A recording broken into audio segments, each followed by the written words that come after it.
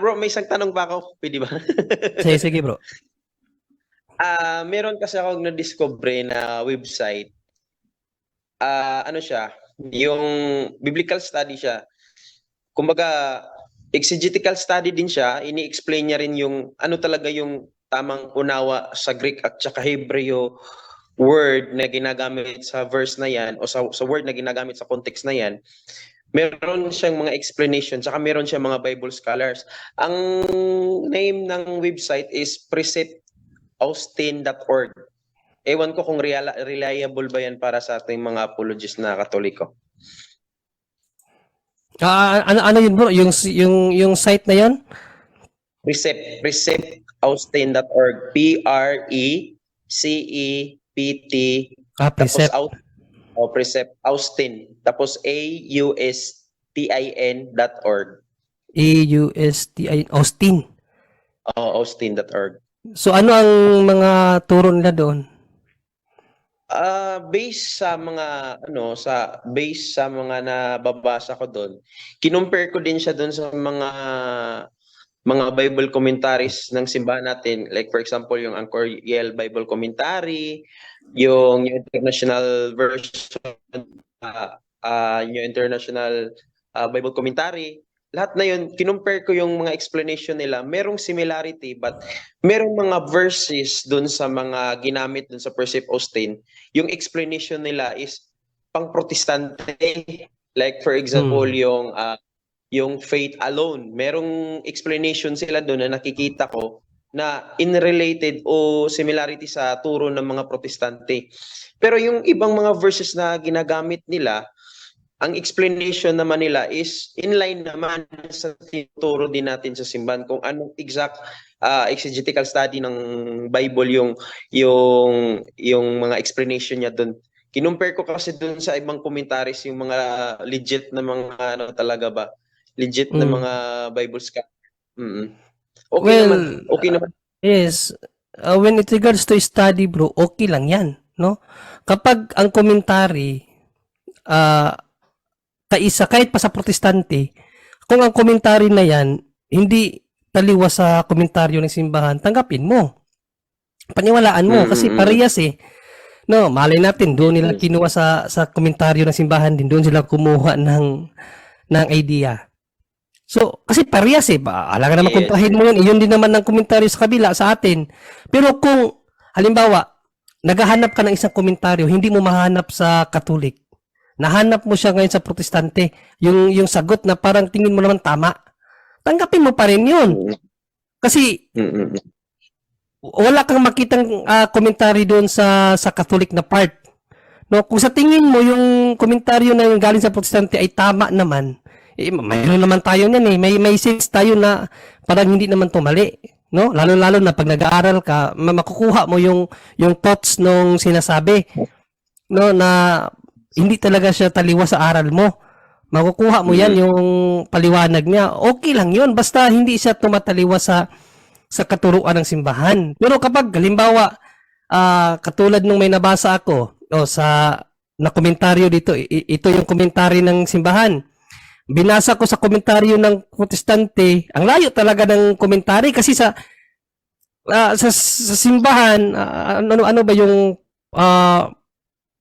ano na yun na pinag-aaralan ko na basta iba talaga. Iba yung komentaryo nila. Hindi ko na kinuha yun sa protestante. Kasi ang focus ko kasi doon, kaya kumuha ako ng komentaryo sa protestante para kung may makaharap ako na protestante, yun ang ibibigay ko sa kanya na paliwanag. Kasi kaisa yun sa katuruan natin eh. O kung tanungin niya ako, may turo niyo ba yan? O may papakita ako. Turo namin yan. O at least parehas. Pero kung hindi sila parehas, kahit pa sabihin nila na Katoliko naman yan na maghanap ka ng protestante. Alam nga man, ipapangaral ko ang protestante na katuruan, hindi ang Katoliko. Doon talaga ako sa Katoliko. Pero kapag parehas ng paliwanag ang komentary ng Katoliko at sa protestante, yung protestante ang gagamitin ko. Ganun ako magano. Hindi pwede na mas pangaral mo yung sa protestante, kakalimutan mo yung sa Katoliko. Tingnan mo parehas. Tingnan sa ano pala sa unang Korinto 5 1 Corinthians 5:1-5 kasi ang protestante na Hindi lahat ng komentaryo ng protestante kasi iba-iba eh. Pero may part sa protestante na parehas ng paliwanag sa Katolik. Iyon ang ginamit ko about sa yung ang paparusahan sa impyerno katawan lang tapos ang kaluluwa maliligtas mapuntang langit sa once saved always saved. Ginagamit nila yon, pero ang komentary dun sa Katolik at may nabasa akong komentary sa protestante parehas, ginamit ko yon.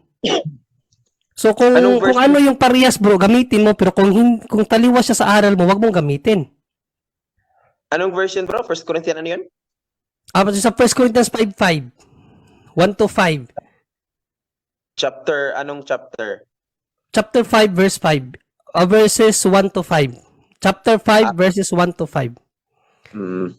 Oh, yan. Kasi maganda kasi ang ginagamit kasi nila yan sa once saved always saved. Ginagamit yan ni yung sa Baptist, si Alexander Santos. Yan ang pangunahin niyang pangunahin niyang reasoning kung bakit ligtas siya kahit makasalanan pa. Dahil dyan sa 1 Corinthians 5:5, ang makasalanan, ibibigay kay Satanas ang katawan, ang espiritu maliligtas.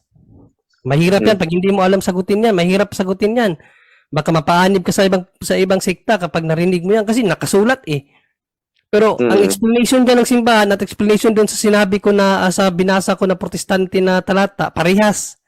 Na ano pala yun, excommunication pala yun. Ang ibig sabihin nun, may excommunicate yung nagkasala. Kaya yung pagkasabing ibibigay kay Satanas ang katawan, ibig sabihin, mawawala siya sa kaharian ng Diyos. Pupunta siya sa kaharian ni Satanas.